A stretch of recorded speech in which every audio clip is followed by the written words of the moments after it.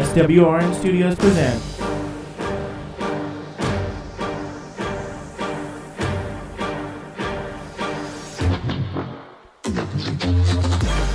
Welcome everyone, it's an audio episode of Global, where we explore the biggest moments that made our history what it is today. How we got here in a few minutes. Today it's all about empires, the rise of empires, and how they became what they are today. Thank you so much for joining us here today. We are ready to get started.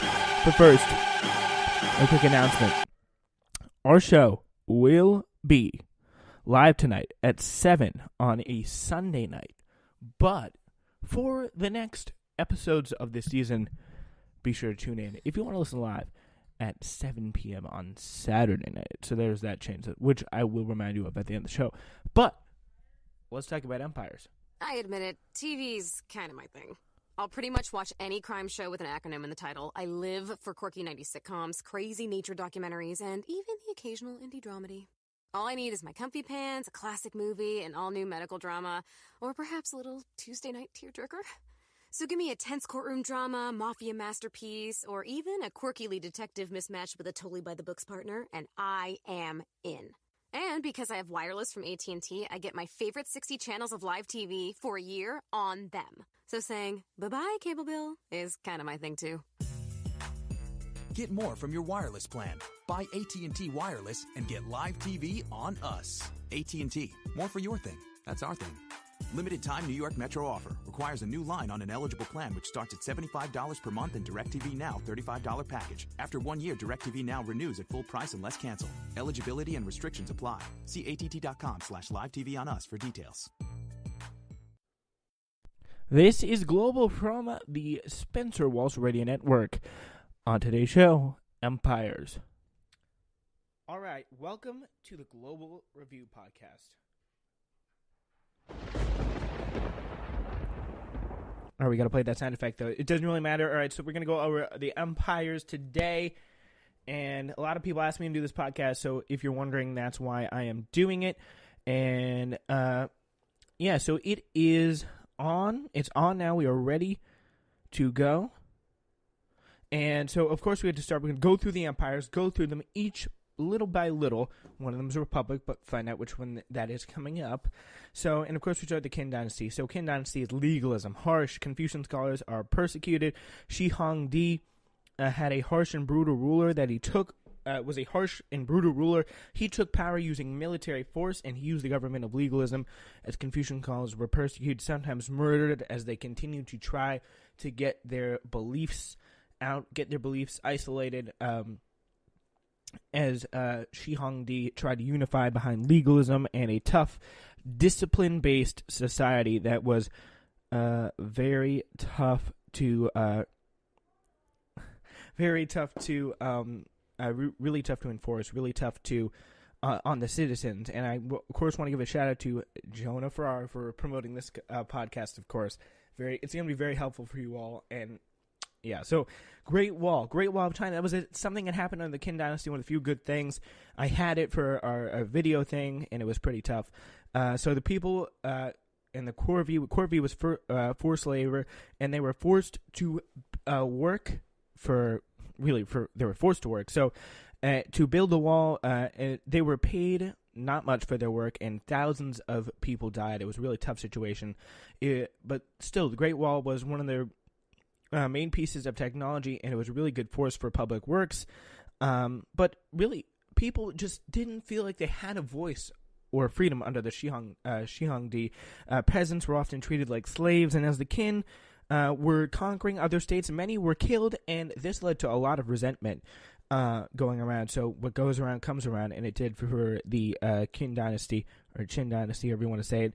The Great Wall was good for protection from nomads, and the big thing with this is they uniformed in technology, they uniformed language, weights, and measures. They pretty much unified everything you can think of. So if you see a question on the quiz that says, who unified this, it's definitely going to be the Qin Dynasty in China. So public works like water conservation was also a big feat for the Qin dynasty. So, uniform language also helped better with trade and weighted measures. Also, have a trade with the idea for currency and a common currency accepted among all Chinese people.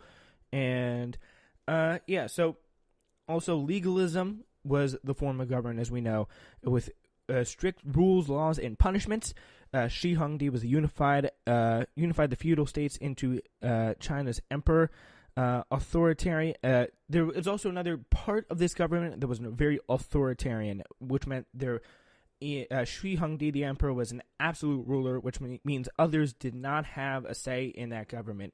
So prior to Shi Hongdi taking over, you had the Warring States period, where feudal state lord and military peasants, some were loyal to the king, some weren't. They were all just fighting over a big conflict of ideas that was just not very good. Shi Hongdi was harsh in an effort to do what had to be done to come in and unify China, bring it all into one. So sacrifices had to be made in order to strengthen that empire. It was very tough.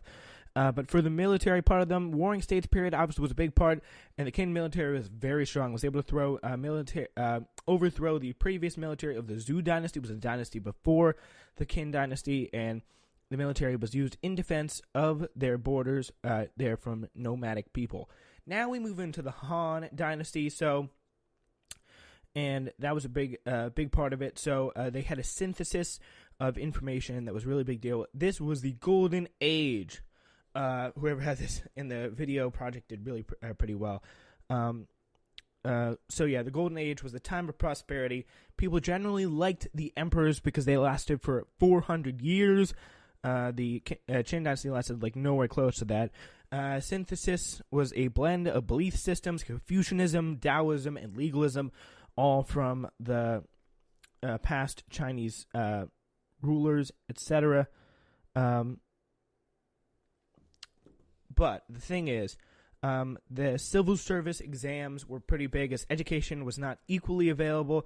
Assimilation was people who were happier practicing a blend of ideas, which allowed them to some degree to practice their personal belief system. So it kind of made everyone happy. Everyone was practicing their own belief system that they felt comfortable with, so that means there was no fighting or any kind of tension or anything like that. So merchants and traders were prospering acrobats, and it was really a big deal. That helped. So paper and currency, weights and measures were all, of course, unified. But I skipped one big thing there was paper. Paper was invented. You can actually write down stuff, which improved education and made more books and knowledge way easier to spread. Got to spread that knowledge, Also slanted roofs kept rain away, and there was also wax used in building of houses to keep heat in and isolated in the tough Chinese winters, especially in the north there. So trade was also flourishing with the markets in the cities, and also a big thing about the economy under the Han Dynasty was the Silk Road. Silk is obviously very, very valuable. So, all right, that was a very big deal. And I thank you so much for all those who are listening to this Global Review podcast. That's the good thing. But now we look at the government. Was the Wudi, and they were very well liked. And the big part of the government was a bureaucracy. It was a group of advisors all helping to get things done, controlling different parts of the government. So a civil servant was an exam system that would give the jobs to the most qualified people. Some people studied Confucianism, which had been outlawed under the previous dynasty, was kind of brought back as a sign of if you knew Confucianism, you were one smart person and you were probably going to get a pretty good government job. So people were happy with the government in the Golden Age, and there was a really peaceful transfer of power, which is good for any real successful government. So soldiers were lower down on the social class scale. Military, mostly became preventative and unnecessary and would just guard the Great Wall because no one was really fighting anyone. It was a unified China that was very happy, effective, and peaceful, and very nice. So, that was very good. And then, of course, we learned about the Persian Empire, and that was pretty good. So, it was the treatment of people in the Persian Empire. The key word was tolerance. They allowed people to keep their religion, culture, customs, laws, rulers. All they had to do was pay taxes to the Persians. They would publish important information in multiple languages so everybody could read it. and the satraps would learn the language of the rulers of their province. So Persia, a pretty big empire, they divided their empires into little states, just like we have today. But instead of governors, there was satraps who kind of ruled over that province. So there was no slaves, and they freed the Jews from captivity and slavery from the Babylonians, which was really something that a lot of Jews liked Persia for. Also, there was the Royal Road, kind of similar to the Silk Road, was a big point of trading. The road kind of snaked out all over the Persian Empire.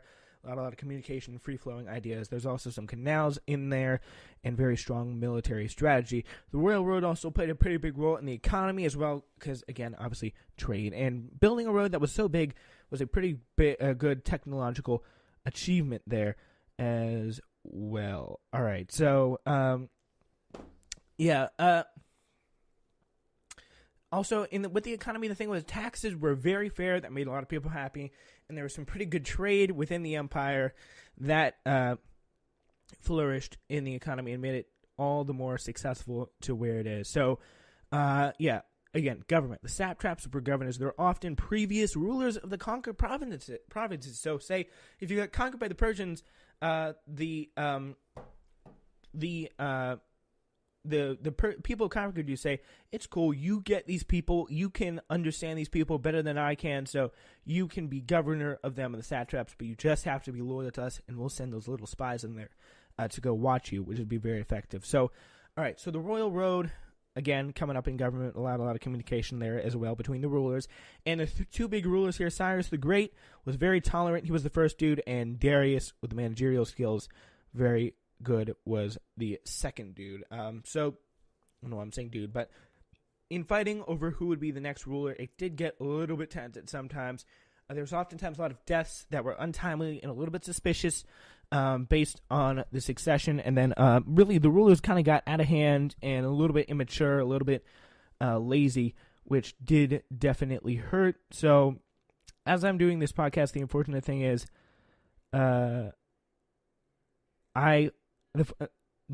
not the unfortunate thing is, but I'm getting a lot of texts from this girl, Elise, and I got to give Elise a shout out. So shout out Elise. So the military, again, the Royal Road played a big role in that as well. 10,000 immortals or Persian soldiers always had numbers over their enemies. There was a lot of strong military there as well. There was bowmen, cavalry, and the weird thing was about the Persian Empire, there was no armor. So they were not used to fighting hand-to-hand combat, which was a pretty big deal. So, yeah, and that, of course, led to the Alexander Empire, which came directly after the Persians, because Alexander conquered the Persians, which was pretty shocking. So, the things you need to know about them was there were a lot of city-states. His father, they originally came from Macedonia. Him and his father, Philip II, who's called, of course, Alexander the Great. And he named a lot of cities Alexandria. He had a common language called Koine, and he spread a lot of Hellenistic culture. So, some of the positives he had were common language, Koine. Hellenism was a blend of culture and art from all those different cultures swirled up in the empire. In the empire of Persia that were kind of wheeled off into little provinces, that all spread out into one great big empire under Alexander. And that made the Hellenistic Empire. So Egyptians named him the Pharaoh, and he married one of the many Persian daughters of Darius III to kind of like spread unity, get people happy, you know. So the brutal conqueror was Alexander the Great, though. Tyre, where people who initially resisted him were killed or enslaved, and that was a pretty big deal. So a lot of people didn't really like him for that. He was a pretty big, brutal ruler, and the thing is, he didn't have a lot of niceness when it came to treating people he conquered. He didn't really set up like Darius did and Cyrus the Great did. He didn't really set up an infrastructure to govern which was a pretty big problem. Trade was also thriving during the time, which was very good. So in the government, so it started off in Macedonia, in northern Greece, which is pretty much northern Greece, Macedonia. King Philip II, Alexander's dad, was a strong military mind,